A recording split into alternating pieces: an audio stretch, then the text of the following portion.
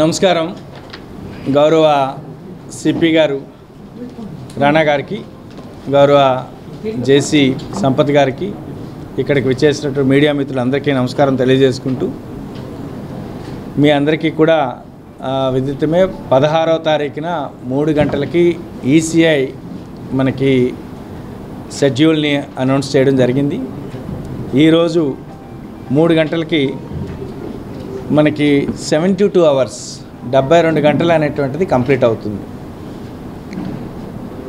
First 24 అవర్స్లో చేయాల్సినటువంటి MCC, next దాని తర్వాత వచ్చే అంటే 48 అవర్స్ అనేది, దాని తర్వాత 72 గంటల ఆ ఎంసీసీ పీరియడ్ అనేటువంటిది కంప్లీట్ అవుతుంది.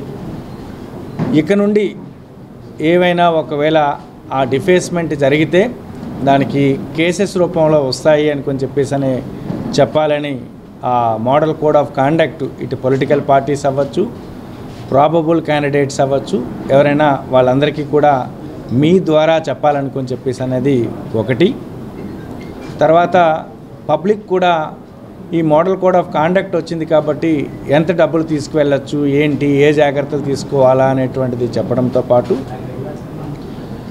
అనౌన్స్మెంట్ వచ్చింది కాబట్టి ఈ ఫామ్స్కి సంబంధించినటువంటి ఏ ప్రొవిజన్ ఉంటుంది, ఎప్పటి వరకు ఉంటుంది, ఎప్పటితో డిస్పోజలు అనేది కూడా మీ ద్వారా మరొకసారి ప్రజల్లోకి అనేటువంటిది తీసుకువెళ్తే బాగుంటుందని చెప్పేసి అన్నది.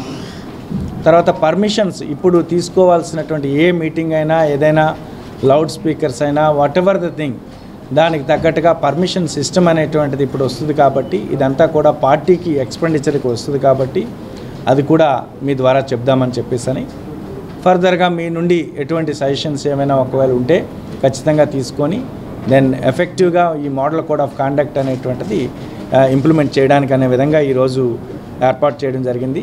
మొదటగా మరొకసారి మనకి 16వ తారీఖు నుండి నెక్స్ట్ ఈ 18వ తారీఖు అంటే నోటిఫికేషన్ అనేది నెక్స్ట్ 18వ తారీఖు వరకు అనేటువంటిది ఏప్రిల్ 18న వస్తుంది.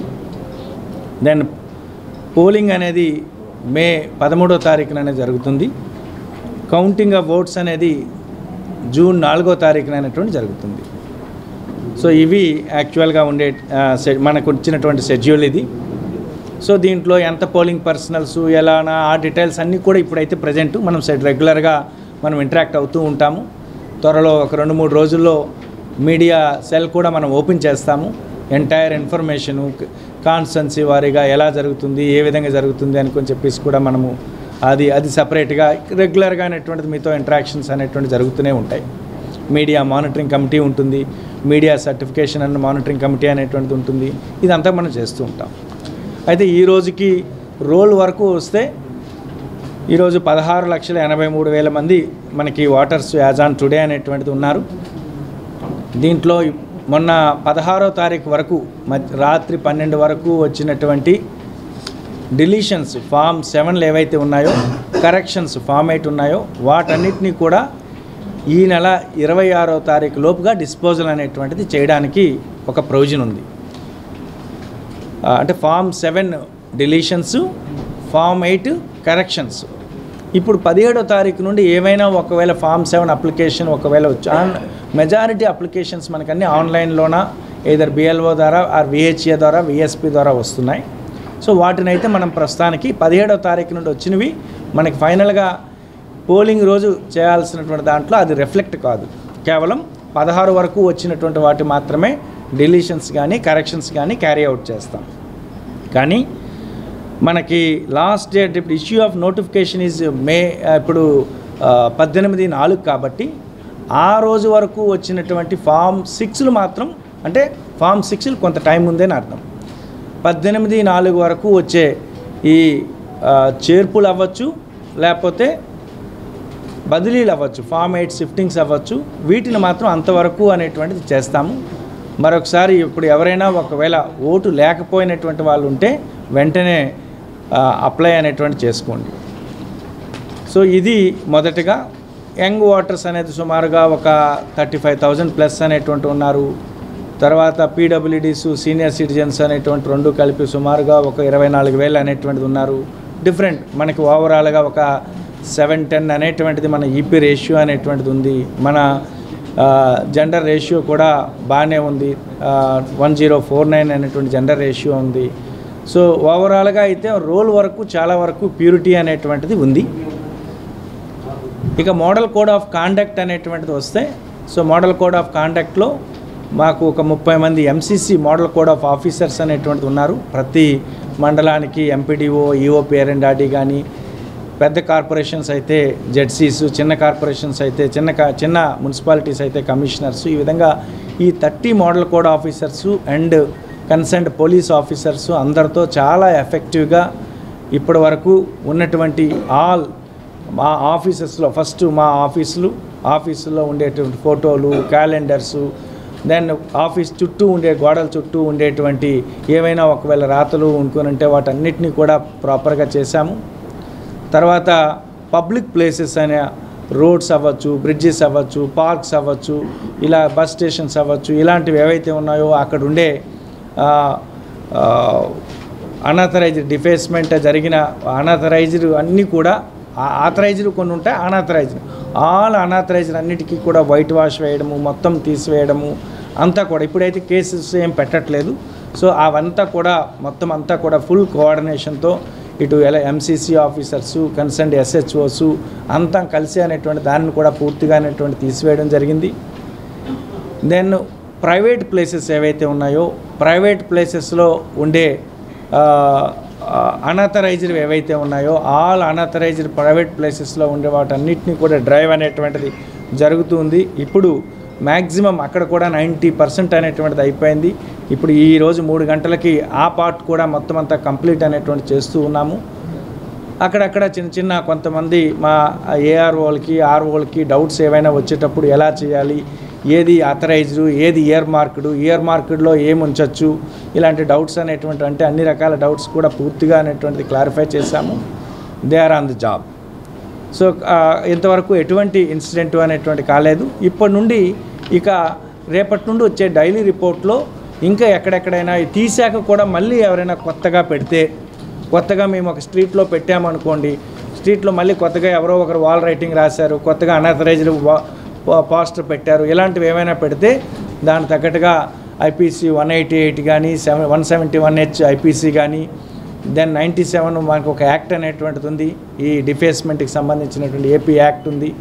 ఇలా డిఫరెంట్ సెక్షన్స్తో అనేది దానిపైన కేసెస్ని లాడ్జ్ చేయడానికి దాని తగ్గట్టుగా ప్రొవిజన్స్ ఉన్నాయి. దాని తగ్గట్టుగా అందరూ ఎంసీసీ ఆఫీసర్స్కి, దెన్ ఎస్హెచ్ఓస్కి, తర్వాత కింద ఉన్నటువంటి ఏఆర్ఓస్కి అందరికీ కూడా ప్రాపర్ ఇన్స్ట్రక్షన్స్ అనేటువంటి ఇవ్వడం జరిగింది. సో ఇది రిగార్డింగ్ ఎంసీసీ. ఈ ఎంసీసీ ద్వారా మీ ద్వారా పొలిటికల్ పార్టీస్ అందరికీ కూడా కానీ, ఇటు పబ్లిక్ కానీ, ఎవరైనా ఇప్పుడు సపోర్టర్స్ అవ్వచ్చు, ఎవరైనప్పుడు కూడా ఓన్లీ ఆథరైజ్డ్ ప్లేసెస్లోనే పెట్టండి. ఆ ఆథరైజ్డ్ ప్లేసెస్ కూడా దానికి ఒక ప్రొసీజరు ఉంది. దానికి మళ్ళీ కన్సర్న్ అనేటువంటిది ఆర్ఓ ఏదైతే ఉందో దాన్ని ఆర్ఓ ద్వారా కమ్యూనికేట్ చేసి ఎక్స్పెండిచర్ బుక్ చేసుకొని అక్కడే పెట్టాలి. కానీ ఇష్టం వచ్చినటువంటి ప్లేస్లో అనేటువంటిది మనము వాల్ రైటింగ్స్ చేస్తాము, స్లోగన్స్ పెడతాము, ఇచ్చేస్తాము, ఫ్లెక్సీస్ పెడతాము అనుకుని అంటే వీలు పడదు. So that's the one regarding ఎంసీసీకి సంబంధించినటువంటిది. ఇక ఫ్లయింగ్ స్క్వాడ్స్ ఇప్పుడు ఆల్రెడీ మాకు ఒక 42 ఫ్లయింగ్ స్క్వాడ్స్ ఇప్పటికే యాక్టివ్ అయినాయి. 42 ఫ్లయింగ్ స్క్వాడ్స్లో సగం అంటే 12 అవర్స్కి అనేటువంటివి ఉంటాయి. మొత్తం ఎట్ ఏ టైం 42 అనేటువంటివి ఉండవు. సో ఈ 21 ఫ్లయింగ్ స్క్వాడ్స్ కూడా మొత్తం 7 నియోజకవర్గాలకు సంబంధించినటువంటి ఒక్కొక్క నియోజకవర్గానికి 3 టీమ్స్ ఇప్పుడు యాక్టివ్గా ఉన్నాయి. సి విజిల్లో వచ్చేటువంటి కంప్లైంట్స్ కానీ, 1950 ద్వారా వచ్చేటువంటి కంప్లైంట్స్ కానీ, లేకపోతే మాకంటూ కలెక్టరేట్లో మేము ఇప్పుడు ఒక కంట్రోల్ రూమ్ నెంబర్ అనేటువంటిది ఒకటి పెట్టున్నాము. ఇంటిగ్రేటెడ్ కంట్రోల్ రూమ్ ఇది. మొత్తం అన్ని డిపార్ట్మెంట్స్ కలిసి ఇక్కడ ఉంటాయి. ఇటు revenue department, police department, IT department, SEB and excise అన్ని డిపార్ట్మెంట్స్ ఉండేటువంటి కామన్ కంట్రోల్ రూమ్ నిన్ననే నేను సిపి అండ్ జేసీ మొత్తం అంతా కూడా అనేటువంటి చూసాము. దాని కంట్రోల్ రూమ్ కూడా 0866-257-0051. సో 257-0051 అనేటువంటిది మా డిస్ట్రిక్ట్కి సంబంధించిన ఒక కంట్రోల్ రూము ఒకటి పెట్టుకున్నాము. దెన్ డిస్ట్రిక్ట్కి సంబంధించినటువంటి ఒక వాట్సాప్ ఎక్స్క్లూజివ్గా ఒక వాట్సాప్ నెంబర్ కూడా పెట్టుకున్నాము. 91549704 54 అనేటువంటి ఒక వాట్సాప్ నెంబర్ కూడా అనేటువంటిది పెట్టుకున్నాము. దానికి కూడా కంప్లైంట్స్లో ఏమైనా ఒకవేళ వస్తే ఎలానూ మీకు తెలిసిందే 1950 కాల్ సెంటర్ అనేటువంటిది ఉంది. ఆ కాల్ సెంటర్ ద్వారా వచ్చిన కంప్లైంట్స్ కానీ, తర్వాత వాటర్ సర్వీస్ పోర్టల్ అని చెప్పేసి ఉంది, విఎస్పి ద్వారా ఏమైనా ఒకవేళ ఆన్లైన్లో సిస్టమ్ యూజ్ చేసే ఉన్నటువంటి పబ్లిక్ ఎవరైనా ఆ గ్రివెన్స్ పెట్టచ్చు. లేదు అనుకునంటే VHA water help line app అనేటువంటిది ఒకటి ఉంది. ఆ యాప్లో కూడా అనేటువంటిది ఎవరైనా ఒకవేళ గ్రివెన్స్ అనేటువంటిది రైజ్ చేయొచ్చు. అదర్వైజ్ మనకి ఉండే సివిజిల్ ఎలానూ ఉంది. సివిజిల్ యాప్ అనేటువంటి దానిలో సో అండ్ సో అనేటువంటి ఎంసీసీ వైలేషన్ జరుగుతుంది అని చెప్పేసాను అనుకుని పార్టీ చేయొచ్చు, సిటిజన్ చేయొచ్చు. సో దానికి తగ్గట్టుగా ఆ సివిజిల్ ఎంక్వైరీస్ అన్నీ కూడా ఎంక్వైరీ చేయడానికే మా ఫ్లయింగ్ స్క్వాడ్స్ ఎంటైర్ టీమ్స్ అనేటువంటి ఉన్నాయి. సో ఇది ఈ విధంగా కంప్లైంట్స్ని వచ్చేదాన్ని ప్రాపర్ మానిటరింగు, దానికి తగ్గట్టుగా రిపోర్ట్ మేనేజ్మెంట్ సిస్టమ్ అనేటువంటి చేస్తూ ఉన్నాము. దెన్ ఇక నుండి ఏవైనా యాడ్స్ ఇప్పుడు ఏమైనా ఇవ్వాలనుకునంటే ఎలక్ట్రానిక్ మీడియా అదర్వైజ్ ఎఫ్ఎం కానీ, ఎలక్ట్రానిక్ మీడియా కానీ, సోషల్ మీడియాలో సెల్లో కానీ, వీటిల్లో ఎటువంటి యాడ్స్ ఏదైనా ఇవ్వాలనుకునంటే ఆ మీడియా సర్టిఫికేషన్ కమిటీ అనేది మాకుంది. దాంట్లో ప్రీ సర్టిఫికేషన్ చేసుకున్న మాత్రమే అక్కడ యాడ్ రూపంలో అనేటువంటి రావాలి. ప్రింట్ మీడియాలోకి మాత్రం సర్టిఫికేషన్ ఏమీ అవసరం లేదు. వాళ్ళు ఎవరైనా పొలిటికల్ పీపుల్ కానీ, క్యాండిడేట్ కానీ వాళ్ళు అడ్వర్టైజ్మెంట్ చేసుకోవచ్చు. అయితే ఆ ఎక్స్పెండిచర్ అనేటువంటిది మేమైతే మాకు కమ్యూనికేట్ చేయాల్సి వస్తుంది. దాన్ని మేము వెంటనే మా మీడియా సర్టిఫికేషన్ మానిటరింగ్ కమిటీ ఎప్పటికెప్పుడు కట్ చేసుకొని దానికి కన్సర్న్ అనేటువంటి పంపించే ఏర్పాటు అనేది, ఆ ఎక్స్పెండిచర్కి పంపించే ఏర్పాటు అనేటువంటి చేసుకుంటున్నాం. సో ఈ విధంగా మాకు ఒక ఎక్స్పెండిచర్ మానిటరింగ్ సెల్ ఉంది. అంటే నోడల్ ఆఫీసర్ ఉన్నారు, ఏఈఓ ఉన్నారు, ఎంటైర్ టీమ్ అనేటువంటిది ఉంది. సో ఈ విధంగా మొత్తం ఇప్పటికే పూర్తిగా సన్నద్ధంగా ఉన్నాము.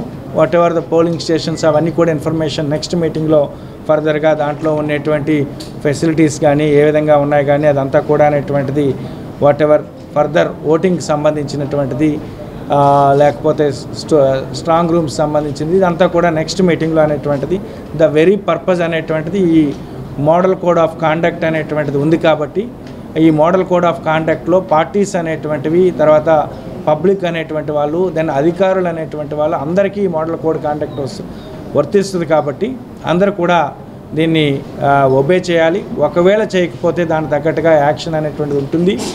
పబ్లిక్ కూడా ఎవరైనా తీసుకువెళ్ళాలనుకునేటప్పుడు ఇప్పుడు క్యాష్ సీజర్స్ ఇలాంటివన్నీ కూడా ఎక్కడంటే ఇప్పుడు మా స్టాటిక్ సర్వేలెన్స్ టీమ్స్ యాక్చువల్గా అయితే మాకు 18/4 నుండి as per the rule book ప్రకారంగా ఎస్ఎస్టీస్ యాక్టివ్గా ఉండాలని చెప్పేసి అనేది రూల్ బుక్ చెప్తుంది. అయినప్పుడు కూడా నేను సిపి గారు ఒక నిర్ణయం తీసుకొని ఇప్పుడే మనకు ఉండే ఆల్ డిఫరెంట్ పాయింట్స్లో వాటన్నిటిని కూడా యాక్టివేట్ చేస్తున్నాము. అది కూడా దెన్ ఇప్పుడు ఆ కన్సర్న్డ్ ఆర్ఓలు ఏసీపీలు వర్కౌట్ చేసుకొని ఎక్కడెక్కడ మెయిన్ రోడ్స్, ఎక్కడెక్కడ ఆర్టీరియల్ రోడ్స్ ఆ విధంగా అక్కడ దానికి తగ్గట్టుగా సర్వేలెన్స్ జరుగుతుంది. ఎలానూ మాకు ఒక 11 ఇవి ఉన్నాయి, మొత్తం బార్డర్ చెక్ పోస్టులు ఉన్నాయి. దాంట్లో జరగాల్సింది యాక్టివిటీ కంటిన్యూస్గా ముందు నుండి జరుగుతుంది. ఇప్పుడు ఇంకా ఎఫెక్టివ్గా జరుగుతుంది. ఈ 16 నుండి ఇంతవరకు వచ్చినటువంటి ఎంత జరిగింది, ఏ విధంగా జరిగింది, లిక్కర్కి సంబంధించినటువంటి సీజర్స్ ఇవి ఏవైతే ఉన్నాయో that work is going on. ఒక 850 లీటర్స్ సీజ్ చేయడం జరిగింది. అమౌంట్ కూడా ఒక 48 lakhs సీజ్ చేయడం జరిగింది. దాని తగ్గట్టుగా చాలా యాక్టివ్గా టీం అంతా కూడా ఉంది. సో కాబట్టి మీరు కూడా మాకు ప్రాపర్గా ఎటువంటి ఎంసీసీ వైలేషన్స్ ఎక్కడైనా ఒకరు జరిగితే మీరు కూడా మాకు వెంటనే కమ్యూనికేట్ చేయగలిగితే సో దట్ అందరం కలిసి ఎంసీసీని ఎఫెక్టివ్గా ఇంప్లిమెంట్ చేస్తాము. ఇక నుండి వైలేషన్స్ జరిగితే మేము తీసేయడం కాదు, మేము వెళ్ళి సున్నమేయడం కాదు, మేము ఆ విధంగా కాదు, వెళ్ళి చేయడంతో పాటుగా కన్సర్న్డ్ అబిటర్ ఎవరైతే ఉన్నారో వాళ్ళపైన ఖచ్చితంగా కేసు అయితే మాత్రం లాట్ చేస్తాం. That we want to convey. Thank you. 572 ఉన్నారండి. 9572.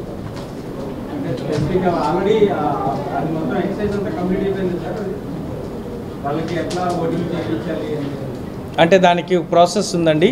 అంటే మొన్న 16వ తారీఖు నుండి అంటే వచ్చే నెల 23వ తారీఖు వరకు ప్రొవిజన్ ఉంది. ఎవరైనా విల్లింగ్ అయ్యి మేము నడవలేని స్థితిలో ఉన్నాము అనేటప్పుడు దానికి మా బిఎల్ఓ వెళ్ళి ఒక ఫామ్ డి అనేటువంటి తీసుకుని ఆ ప్రాసెస్ ఉంది. మేము ఎడ్యుకేట్ చేస్తున్నాము. నడవలేని స్థితిలో ఉండేటువంటి వాళ్ళంతా కూడా ఆ లిస్ట్ మా దగ్గర తయారయ్యింది. వాళ్ళ దగ్గరికి వెళ్ళి విల్లింగ్ అయితే అనేటువంటి 12D అనేటువంటి ఇచ్చే ప్రాసెస్ ఉంది. పెయిడ్ న్యూస్ కూడా మీరు ఒక్కటి అంటే అది మీ ద్వారా మీకు చెప్తున్నది ఏంటంటే, సో ప్రతి సంవత్సరం కూడా ఆ కంప్లైంట్స్ వస్తున్నాయి. అది ఎలక్ట్రానిక్ వచ్చు, పెయిడ్ న్యూస్ అనేటువంటి రూపంలో రావడము, ఆర్టికల్ చదవడము, ఇది యాక్చువల్ ఆర్టికల్ కాదు, ఇది అలాగని చెప్పి అడ్వర్టైజ్మెంట్ రూపంలో రాకపోవడము, దీంతో మళ్ళీ మేము నోటీస్ ఇవ్వడము, దాని ఈ ప్రాసెస్ అలాంటి దాన్ని ఎక్కడ కూడా అది జర్నలిజానికి అనేటువంటి మంచిది కాదు. కాబట్టి ఏదైనా ఒకవేళ ఉంటే పద్ధతి రూపంలో అడ్వర్టైజ్మెంట్ రూపంలో వస్తే బాగుంటుంది.